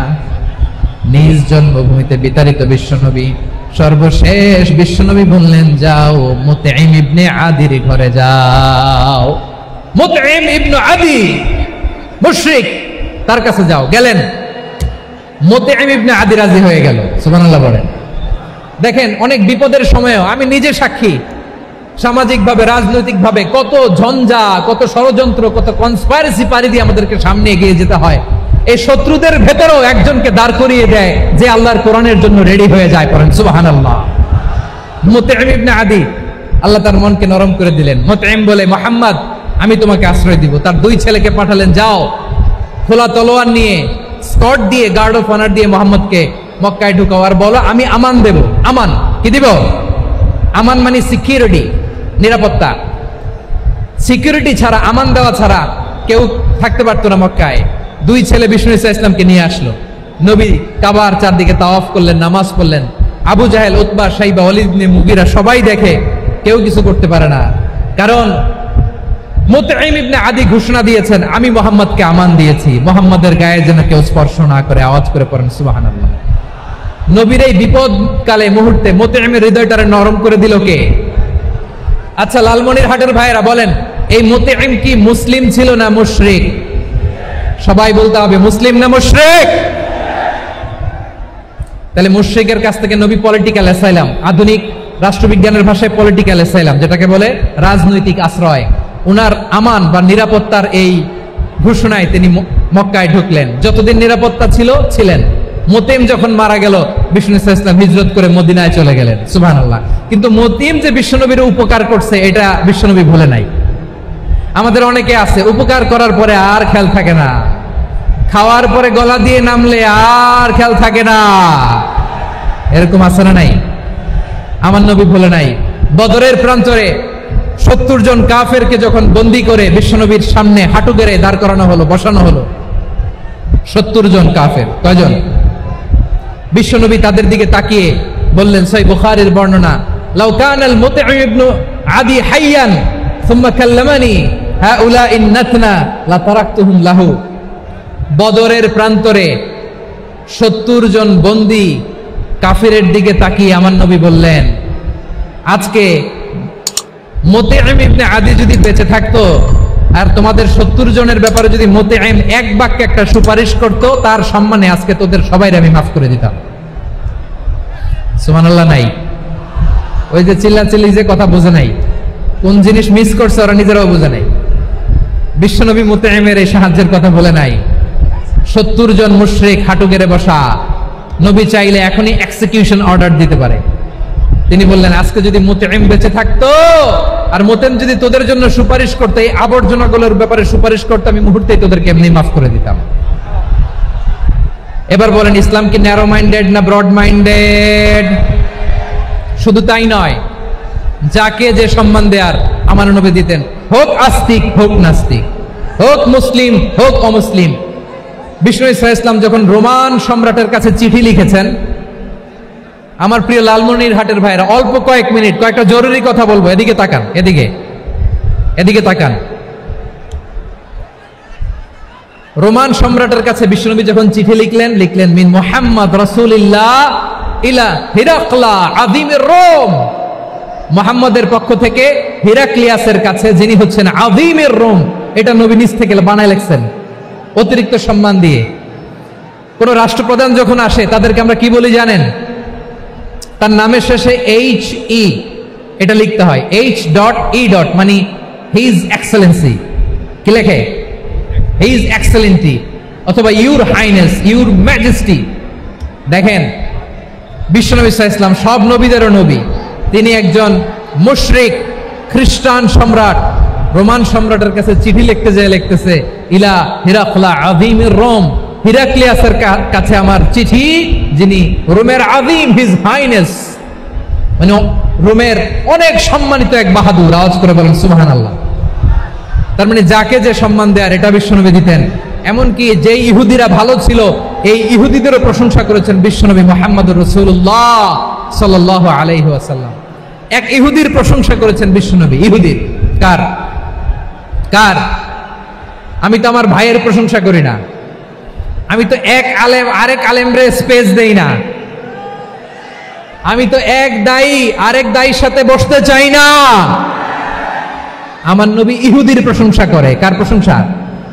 ওই ইহুদির নাম ছিল মুখাইরিক। সিরাত গ্রন্থ ঘাটলে পাবেন। তিনি বলেছেন, মুখাইরিক খাইরু ইয়াহুদ, Mukhayriq is the best of the Jews. জুইশদের মধ্যে সে সবচেয়ে ভালো। কেন প্রশংসা করলেন তার? এর কারণ মদিনা চার্টারে কথা ছিল, সব ধর্মের মুসলিম মুশরিক ইহুদিরা মিলে মদিনাকে রক্ষা করবে। কিন্তু 3য় হিজরিতে যখন উহুদের যুদ্ধ শুরু হলো, সবার কথা ছিল, যেই আক্রমণ করে আমরা মদিনাকে বাঁচাবো। কোন শহরকে বাঁচাবো? মদিনাকে। কিন্তু কুরাইশরা যখন অ্যাটাক করলো, ইহুদিরা আর আসে না, ইহুদিরা আর বেরোয় না। বিষ্ণু বললেন, ওহে ইহুদিরা, তোমরা না চুক্তি করলে আমার সাথে যে মদিনা বাঁচাতে সবাই ঝাঁপিয়ে পড়বো, আসো। একটা ইহুদিও বেরোয় না, কেউ আসে না সেদিন, একজন ছাড়া, তার নাম মুখাইরেক। তার নাম কি? মুখাইরেক বাহাদুরের মতো ঘোড়সাওয়ার হয়ে বেরিয়ে গেলেন এবং বললেন, গোটা ইহুদি সাম্রাজ্যের একজনও যদি না আসে, আমি মুখাইরেককে কেউ ঘরে আটকে রাখতে পারবে না। বেরিয়ে আসলেন, এসে বললেন, আমি মুহাম্মদের পক্ষে যুদ্ধ করব। আমি মারা গেলে আমার সম্পদ আমার উত্তরাধিকারীরা পাবে না, আমার সম্পদ তোমরা মুহাম্মদকে দিয়ে দিবা। সুবহানাল্লাহ বলেন। উহুদের ময়দানে 70 জন মুসলমান শহীদ হলো। এই ইহুদি, সেও মুসলমানের পক্ষে যুদ্ধ করে নিহত হলো। সুবহানাল্লাহ বলেন। মুসলিমদের লাশ যখন নিয়ে আসা হলো, এই মুখাইরিকের লাশও নিয়ে আসা হলো। মুসলিমদের লাশের পাশে মুখাইরিকের লাশ দেখে বিশ্বনবী মুখাইরিকের প্রতি অনেক খুশি হলেন। আর বিশ্বনবী খুশি হয়ে বললেন, মুখাইরিক খায়রু ইয়াহুদ, মুখাইরিক যদিও তুমি ইহুদি, তারপরে তুমি সব ইহুদিদের মধ্যে সেরা ইহুদি পড়েন সুবহানাল্লাহ। আমার নবী ইহুদিকেও সম্মান দিতে কার্পণ্য করে নাই, আওয়াজ করে বলেন আল্লাহু আকবার। প্রিয় ভাইরা, এবার সর্বশেষ আওয়াজ করে বলেন, ইসলাম কি ন্যারো মাইন্ডেড নাকি ব্রড মাইন্ডেড? সবাই বলেন ন্যারো মাইন্ডেড না ব্রড মাইন্ডেড? এজন্য অমুসলিম হইলেই তারা আমাদের শত্রু নয়। শত্রু কারা? এই লালমনিরহাটের ভাইয়েরা শোনেন, শত্রু কারা? যে সমস্ত অমুসলিম আমাদেরকে নিশ্চিহ্ন করে দিতে চায়, যে সমস্ত অমুসলিম আমাদের ভূখণ্ড থেকে আমাদেরকে তাড়িয়ে দিতে চায়, যে সমস্ত অমুসলিম আমার ধর্ম নিয়ে তুচ্ছতাচ্ছিল্য করে চিল্লায় বলেন ঠিক কিনা, তারা আমাদের শত্রু। সাধারণ অমুসলিমরা আমার শত্রু নয়। এই যে হিন্দুরা থাকে এরা আমার ভাই, বৌদ্ধরা আমার ভাই, খ্রিস্টানরা আমার ভাই, ইহুদিরা আমার ভাই। তারা দিনই ভাই নয়, তারা মায়ের পেটের ভাই নয়, তারা মানবিক দিক থেকে ভাই। ও মানুষ, আমিও মানুষ। ইসলাম মানুষকে সম্মান করে, চিল্লায় বলো ঠিক কিনা। যারা আমাদের অস্তিত্বকে নিশ্চিহ্ন করতে চায়, যারা আমাদের ভূখণ্ডকে দখল করতে চায়, যারা আমাদেরকে নিয়ে মকারি করে, ফান করে, টিটকারি করে, আমার ধর্ম নিয়ে খেলা করে, তাচ্ছিল্য করে, ওদের বিরুদ্ধে আমাদের জিহাদ। সাধারণ মুসলিম আমাদের শত্রু নয়। আপনি জানেন নিউ ইয়র্কে, আমি তো নিউ ইয়র্কে ছিলাম অনেকদিন, ওখানে ফিলিস্তিনিদের পক্ষে যখন আমরা মিছিল করেছি, অনেক ইহুদি আমাদের সাথে মিছিলে দাঁড়িয়েছে। কারণ ওরাও জানে এই ভূখণ্ড ফিলিস্তিনিদের ভূখণ্ড। আওয়াজ করে বলো লালমনিরহাট ঠিক কিনা। ইসরায়েলের রাজধানী খোদ তেল আবিবে অনেক ইহুদিরা বেঞ্জামিন নেতানিয়াহু তার বিরুদ্ধে মিছিল করেছে। তো তারা কি আমাদের শত্রু? না। অনেক খ্রিস্টান আমাদের সাথে আমাদের স্বার্থ রক্ষায় আমাদের পাশে দাঁড়িয়েছে। খেয়াল রাখবেন, হিন্দু আর হিন্দুত্ববাদ এক নয়, ইহুদি ধর্ম আর জায়নিজম এক নয়। জায়নিজমের বিরুদ্ধে আমাদের সংগ্রাম, আমাদের জিহাদ, চিল্লায় বলেন ঠিক কিনা। এই যে ফিলিস্তিনের ভাইরা, তারা তাদের স্বাধীনতা সংগ্রামের জন্য লড়াই করছে, করে যাচ্ছে, আমরা এটাকে সমর্থন জানাই, চিল্লায় বলেন ঠিক কিনা।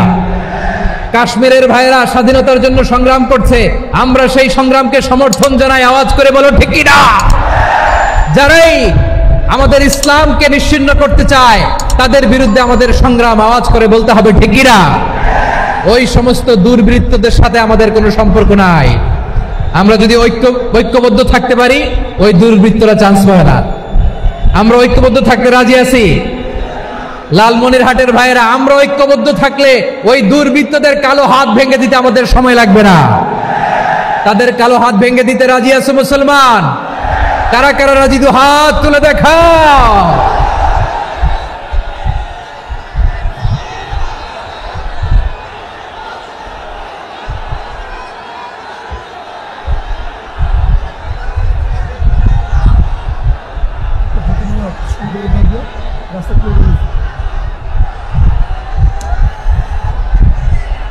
আমার প্রাণ প্রিয় লালমনিরহাটের ভাইরা, শত্রু কাফের আর অশত্রু কাফেরের মধ্যে পার্থক্য আছে না নাই?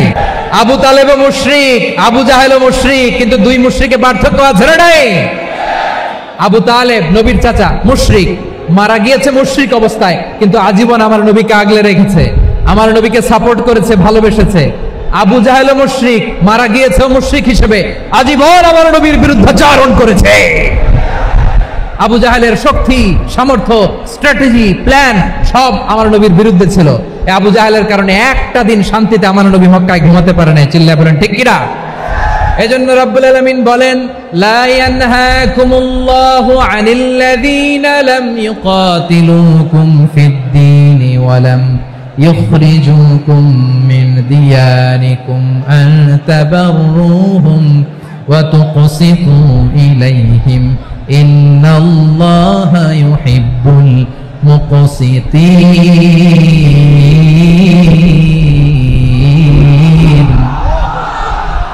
আল্লাহ বলে, গোলামেরা শোনো শোনো, যে সমস্ত অমুসলিম তোমাদের সাথে ধর্মযুদ্ধে লিপ্ত হয় না, তোমাদের বিরুদ্ধে যে সমস্ত অমুসলিম অস্ত্র ধরে না, যে সমস্ত অমুসলিম তোমাদেরকে তোমাদের জন্মস্থান থেকে, ভূখণ্ড থেকে তাড়িয়ে দেয় না, তাদের সাথে ভালো আচরণ করতে আমি আল্লাহ নিষেধ করি নাই, তাদের সাথে সদাচরণে কোনো নিষেধাজ্ঞা নাই। বরং তাদের সাথে সদাচরণ করো, এটাই আমি আল্লাহ চাই। তাহলে আমার যে অমুসলিমরা আমাদের সাথে শত্রুতা করে না, তুচ্ছতাচ্ছিল্য করে না, আমাদের ভূমি থেকে আমাদেরকে উচ্ছেদ করতে চায় না, আমাদের বিরুদ্ধে অস্ত্র ধরে না, ওই অমুসলিম ভাইদের সাথে আমাদের কোনো দ্বন্দ্ব আছে? কোনো বিরোধ আছে? বরং আছে ভালোবাসা। বরং আছে কি? এই ভালোবাসা দিয়ে আমরা বিশ্ব জয় করব। রাজি আছো মুসলমান? আমাদের পুঁজি ভালোবাসা। আমাদের পুঁজি কি? এবার আওয়াজ করে বলেন, আমার এই পুরো আলোচনা থেকে the religious coexistence, peaceful coexistence, শান্তিপূর্ণ সহাবস্থান, কমিউনাল হারমোনি, এই সাম্প্রদায়িক সম্প্রীতি, এই আলোচনা থেকে কি বুঝলেন? ইসলাম কি ন্যারো মাইন্ডেড না ব্রড মাইন্ডেড? এই ব্রড মাইন্ডেড হৃদয় নিয়ে, ভালোবাসা দিয়ে আমরা বিশ্ব জয় করতে চাই। রাজি আছেন? আল্লাহ কবুল করুক। আমরা সবাই পড়ি আমিন। লালমনিরহাটের জেলা স্টেডিয়ামে আমার প্রিয় মায়েরা, বোনেরা, আপনাদের জন্য একটা হাদিস বলে শেষ করব। বিশ্বনবী বলেন, আমার মায়েরা খেয়াল করে শুনুন, বিশ্বনবী আপনাদের উদ্দেশ্য করে বলেন, আল মারআতু ইযা সাল্লাত খামসাহা ওয়া সামাত শাহরাহা হাফিজাত ফুরুজাহা আতাআত বা'লাহা ফালতাদখুল মিন আইয়ি আবওয়াবিল জান্নাতি শাআত। বিশ্বনবী বলেন, ও রমণীরা, ও নারীরা, যে সমস্ত নারী এই 4টা কাজ করবে, এই 4টা কাজের গ্যারান্টি দিবে, তাদেরকে জান্নাতের 8টা দরজার গ্যারান্টি দেয়া হবে। কি 4টা কাজ? 1 নাম্বার, আল মারআতু ইযা সাল্লাত খামসাহা, যে নারী 5 ওয়াক্ত নামাজ পড়ে। কি করে? জেলা স্টেডিয়ামে অবস্থানরত আমার নারীরা, বোনেরা, বিশ্বনবী আপনাদেরকে 4টা কাজের কথা বলেছেন, খুব বেশি না। 4টা করলে 8 জান্নাতের দরজা সব খোলা। কোনটা দিয়ে যাবেন? যেটা দিয়ে মনে চায়। 1 নাম্বার 5 ওয়াক্ত নামাজ। আমার বোনেরা জোহরের নামাজ পড়তে পড়তে এটা আসরে নিয়ে যায়, আসর পড়তে পড়তে এটা মাগরিবে নিয়ে যায়। এরকম আসরে নাই? লালমনিরহাটে হয়তো নাই। আমার বোনেরা এটা করবেন না। ইন্নাস সালাতা কানাত আলাল মুমিনিনা কিতাবাম মাওকুতা, সময় মতো পড়বেন। সামাত শাহরা, রমাদানের রোজাগুলো রাখবেন। হাফিজাত ফুরুজাহা, যে নারী তার চরিত্রকে হেফাজত করে, তার প্রাইভেট হেফাজত করে, তার লজ্জাস্থান হেফাজত করে। ও মায়েরা, আপনার এই গর্ভ যে কত দামি আপনি জানেন না। আপনার এই গর্ভ থেকে জন্মাবে আগামীর সালাহুদ্দিন আল আইয়ুবী। আপনার গর্ভ থেকেই জন্মাবে ইমাম আল মাহদি আল মুনতাযর। আপনার পেট থেকে জন্মাবে আবু সাইদের মতো বীর সৈনিক। আপনার পেট থেকে জন্মাবে মুগ্ধের মতো বীর মুজাহিদ। আপনি জানেন না কে আসবে আপনার পেট থেকে। সময়টাকে কাজে লাগান, ইসলামকে বোঝেন, মানেন, আমাদের ইসলামিক লেকচারগুলো শোনেন, আমরা যে বার্তাগুলো, ইনস্ট্রাকশনগুলো, দিক নির্দেশনাগুলো আপনাদের খেদমতে রাখি, এগুলো মেনে চলুন। আপনিই পারেন আপনার ঘরটাকে জান্নাতের টুকরা বানাতে। একটা family, it's a very big institution and you are the MD, the managing director of this institution. চিল্লায় বলেন ঠিক কিনা? চাইলেই পারেন ঘরটারে জান্নাতের টুকরা বানাতে। 5 ওয়াক্ত সালাত, রমাদানের রোজা, নিজের চরিত্রের হেফাজত, ও আতাআত বা'লাহা, স্বামীর আনুগত্য। এটাতে অনেকে ভুল করে থাকে। হায় রে আমার বোনেরা, স্বামীর আনুগত্যকে এটা নিজের অপমান মনে করবেন না। আপনার স্বামী আপনার সবচেয়ে বড় গার্ডিয়ান, তিনি আপনার সবচেয়ে ভালো চায়। নারী কখনো গার্ডিয়ানশিপের বাইরে থাকতে পারে না। হয় আপনি বাবার গার্ডিয়ানশিপের ভেতরে, বাপ না থাকলে ভাই আপনার গার্ডিয়ান, ভাই না থাকলে চাচা গার্ডিয়ান, বিয়ের পরে আপনার স্বামী আপনার গার্ডিয়ান। শরিয়া সম্মত স্বামীর আদেশগুলো আপনি মেনে চলবেন, কিন্তু শরিয়া বিরুদ্ধ কোনো আদেশ মানতে আপনি বাধ্য নয়। আওয়াজ করে বলুন সবাই ঠিক কিনা? এই 4টা কাজ যদি কোনো নারী করে, বিশ্বনবী বলেন জান্নাতের 8টা দরজা খোলা। তোমার যেটা দিয়ে মনে চায় সেটা দিয়ে জান্নাতে তুমি এন্ট্রি নিতে পারবা। আমরা এখানে লালমনিরহাটের সোহরাওয়ার্দী ময়দানে আজকে যেমন একত্রিত হতে পারলাম, আল্লাহর জান্নাতেও যেন একত্রিত হতে পারে। আল্লাহ তুমি তৌফিক দান করো। আল্লাহ আমার এই কলিজার টুকরা যুবক ভাইদেরকে তুমি উমরে ফারুকের মতো কবুল করো। জেলা স্টেডিয়ামে অবস্থানরত আমার মা বোনদেরকে তুমি ফাতেমার মতো, খাদিজার মতো কবুল করো। আমাদের কলিজার টুকরা সন্তানদেরকে তুমি সালাহুদ্দিন আল আইয়ুবীর মতো কবুল করো। এই যে ইসলামিক সোসাইটি লালমনিরহাটকে আল্লাহ তুমি কবুল করো। আল্লাহ যে কথাগুলো বললাম এগুলো প্রথমে আমাকে, আমার সব ভাইদেরকে আমল করার তৌফিক দান করো।